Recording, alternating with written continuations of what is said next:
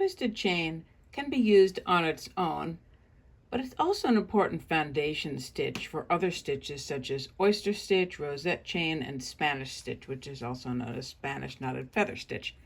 So first let's look at making it in the single detached form.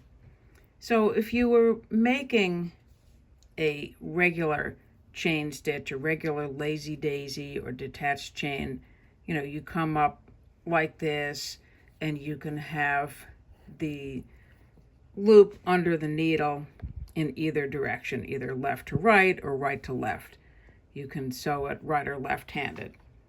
Now when I'm making the twist for this stitch, I have to come over, instead of going right in this same hole, we're kind of breaking that rule, and you go over to one side of where you would normally go in. So in this case, I have gone off to the right side, and because of that, and I'm still going to pretend that I'm making a regular chain stitch. I'm putting my needle under the fabric like this and not pulling it through. I'm just leaving the fabric. Now because I have come off to the right side, to get the twist, I have to wrap right to left. So that's going to give me a little twist. And now I can just sink down to the back.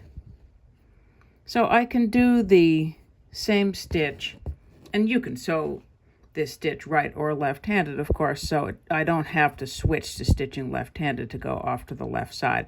But just for fun, let's do it that way. Now, because I have gone over to the left of where I would normally be, I have to go left to right. And you don't have to spend a lot of time memorizing the rule, because if you wrap it in the wrong direction, the stitch just falls apart. It doesn't make the twist. So now I go down there. So those are just single versions of the detached chain. You'll see here are some of them where this is like the top of the stitch, and here are some where that's the top, or you can call it the bottom, I don't know, however you want to orient it.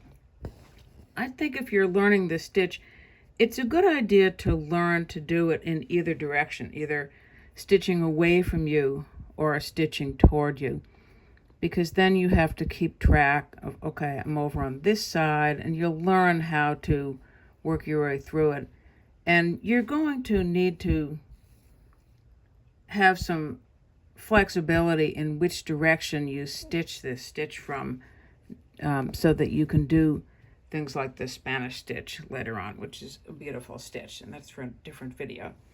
So here I have made a variety of these chains where they're chaining together. Now if I wanted them to be next to each other like this, with this particular stitch, I can't get these all connected to each other. You have to use rosette chain for that, so that's another video. So here I have stacked them on top of each other going in this direction. So let's look at how to get those stitches to connect to each other.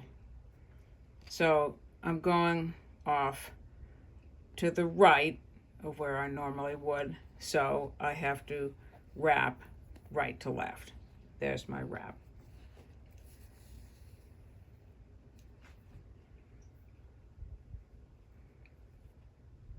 And now, instead of going down here, I can make another stitch like so. And I'm going to wrap this one right to left, so I can chain them together. And you can see how easily you can curve and shape this.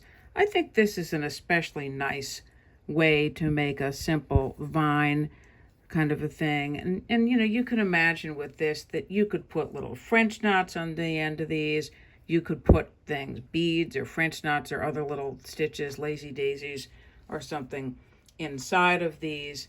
You can also alternate which side you want to stitch on. So if I want to chain these together and alternate, now I'm over on this side, so I have to remember to loop it around this way. So I hope you play around with this stitch, and we'll just sink it to the back. I hope you have some fun playing around with this stitch, because even if this isn't the most exciting stitch you've ever seen, you'll really enjoy making some of the other more complicated stitches that are based on this.